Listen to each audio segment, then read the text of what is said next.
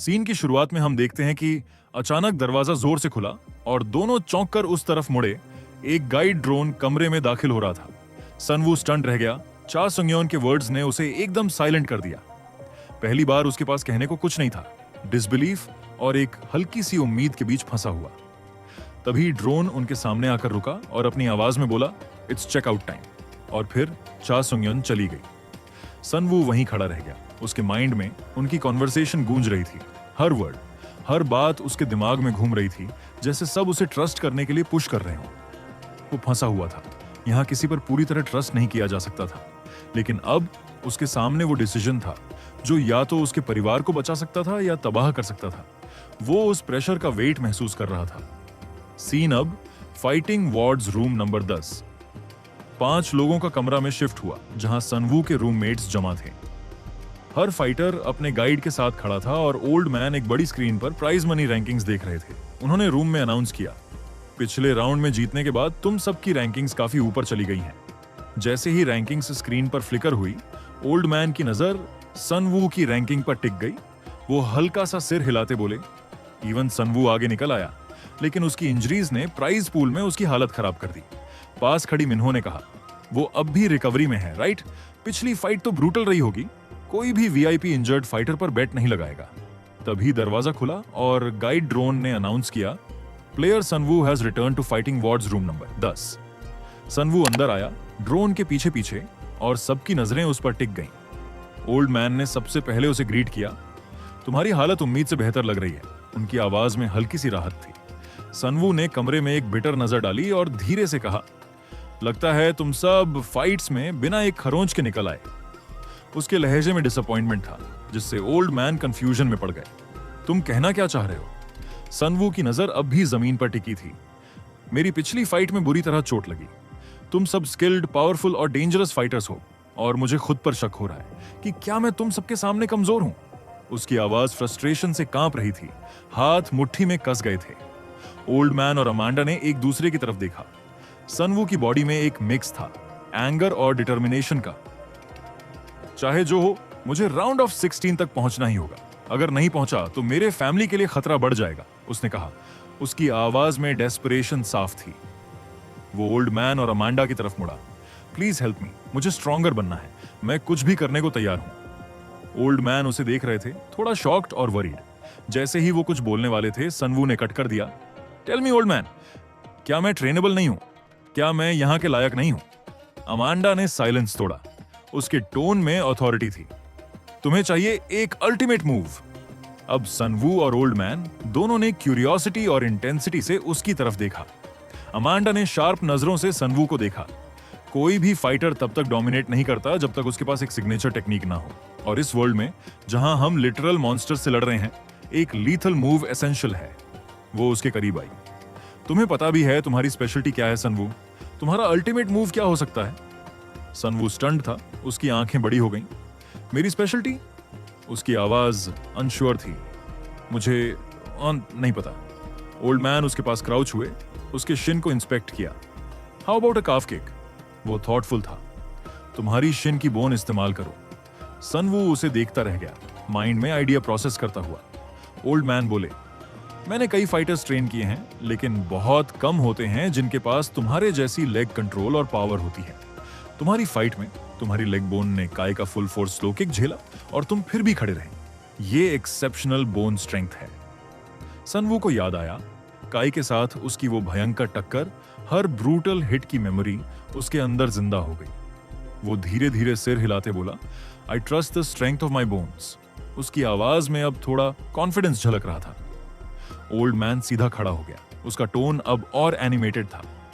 काफ kicks अब पहले जैसे नहीं रहे सनवू। अब ये ज्यादा सोफिस्टिकेटेड और ऑनेस्टली ज्यादा डेडली हो चुके हैं। अगर तुमने इसे मास्टर कर लिया तो एक ही स्ट्राइक में ओपोनेंट को गिरा सकते हो। ऐसा मूव जो तुम्हें सही मोमेंट पर बचा सकता है। उसने सनवू को प्रिसाइज स्टांस, एंगल और फोर्स दिखाते हुए काफ किक का डेमोन्स्ट्रेशन दिया। ये सिर्फ ब्रूट स्ट्रेंथ की बात नहीं है, technique is everything, old man ने समझाया। जब ये किक सही फॉर्म में मारी जाती है तो इंपैक्ट डेवास्टेटिंग होता है। सनवू स्टांस में आया, हर डिटेल अब्सॉर्ब करते हुए।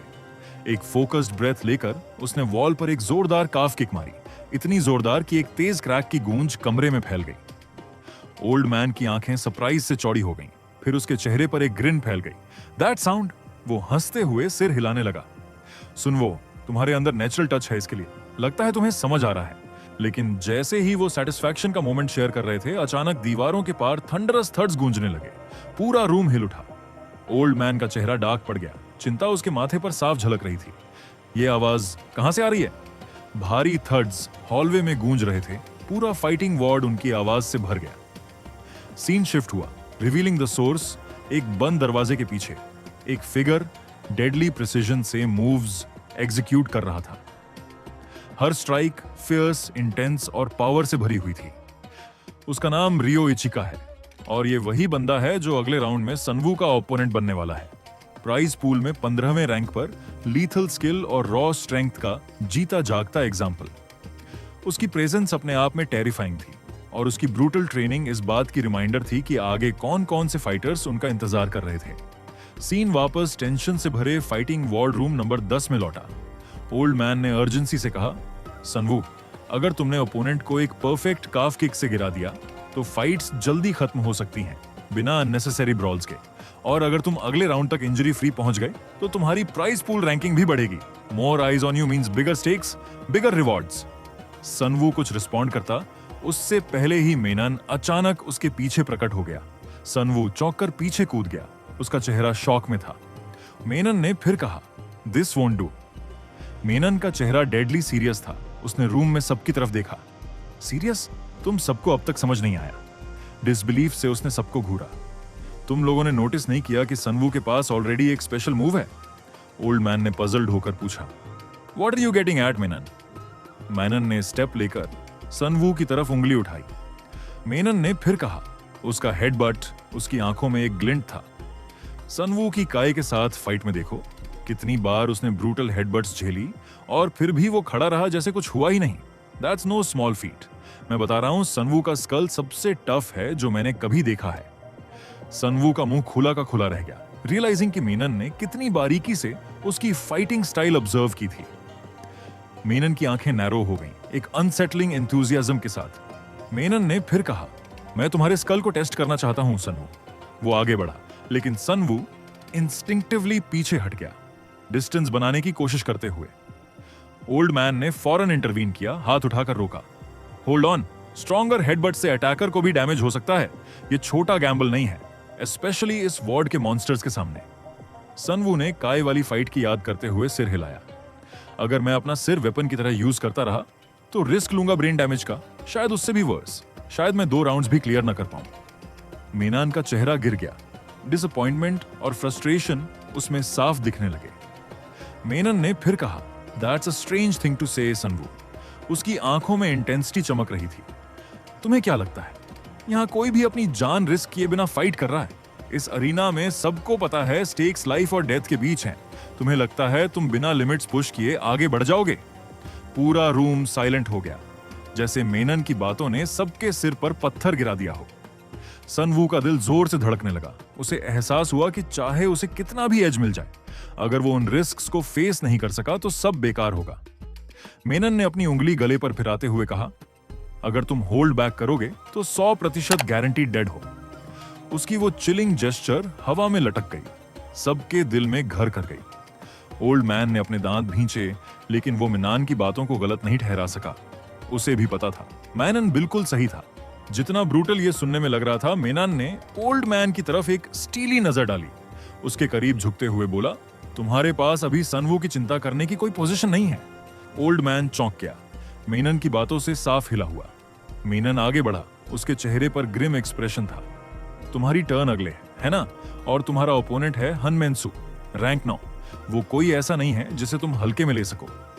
उसकी बात का वेट हवा में लटक गया और ओल्ड मैन के चेहरे पर एक हल्की चिंता की लहर दौड़ गई। सीन शिफ्ट होता है डिमली लिट कंट्रोल एरिया में, जहां फाइटिंग वार्ड का डायरेक्टर एक डिजिटल पैड पर हनमेन सू के स्टैट्स देख रहा था। इस लड़के का डोपिंग लेवल टेरिफाइंग है। डायरेक्टर ने बड़बड़ाते हुए डेटा स्क्रॉल किया। उसके पीछे पोर्ट्स की एक डरावनी कतार में फाइटर सस्पेंडेड थे, आधे आराम आधे एक्सपेरिमेंट जैसी हालत में, जिनमें काय भी शामिल था। डायरेक्टर ने अपने सबॉर्डिनेट एक डॉक्टर की तरफ देखा जो रिस्पेक्टफुली उसके बगल में खड़ा था। अच्छा किया जो तुमने इसे यहाँ लाया, डायरेक्टर ने हान के स्टैट्स पर नजर डालते हुए कहा। डॉक्टर, हान का पिता झुककर बोला, धन्यवाद, आपकी दया की वजह से ही मेरा बेटा ये ट्रीटमेंट ले पाया और यहाँ फाइटिंग वार्ड में लाया जा सका। जैसे ही वो सम्मान में झुका, डॉक्टर की सोच भटक गई। वो याद करने लगा वो काली रात जिसने उसकी जिंदगी हमेशा के लिए बदल दी थी। उसे याद आया कैसे वो उस दिन भागते हुए घर पहुंचा था, अपने बेटे से देर के लिए माफी मांगते हुए, और फिर वो जम गया उस नजारे के सामने। हन जमीन पर गिरा पड़ा था, उसका कमजोर शरीर उठने की ताकत खो चुका था। हाथों और पैरों की मसल्स पूरी तरह से गल चुकी थीं, एक रेयर डिजेनरेटिव डिजीज से बर्बाद। डैड, हन ने धीरे से फुसफुसाया ऊपर देखते हुए, मैं गिर गया, उठ नहीं पा रहा, मदद करो। डॉक्टर के अंदर हेल्पलेसनेस की एक लहर दौड़ गई, आंखों में आंसू भर आए जब वो घुटनों के बल अपने बेटे के पास बैठ गया। एक डॉक्टर होने के नाते उसने हमेशा दूसरों को बचाया था, लेकिन अपने ही बेटे के लिए वो कुछ नहीं कर सका। समय के साथ हन की हालत और बिगड़ती गई। हर दिन उसके सिम्टम्स बढ़ते गए और हर सिम्टम डॉक्टर की स्पिरिट को तोड़ता गया। जब सारी उम्मीदें टूट गई थीं, तभी एक मिस्टीरियस मैसेज आया, एक अनजान आदमी से, जिसने खुद को फाइटिंग वार्ड का डायरेक्टर बताया था। डॉक्टर के पास कोई रास्ता नहीं बचा था, इसलिए उसने शक को पीछे धकेल दिया और उस एड्रेस पर पहुंच गया। वहां पहुंचते ही उसके सामने एक आम सी दिखने वाली बिल्डिंग का एंट्रेंस था। अंदर एक अंधेरी डरावनी स्टेयरकेस नीचे जा रही थी। उसका दिल कांप रहा था, लेकिन बेटे के लिए वो आगे बढ़ गया।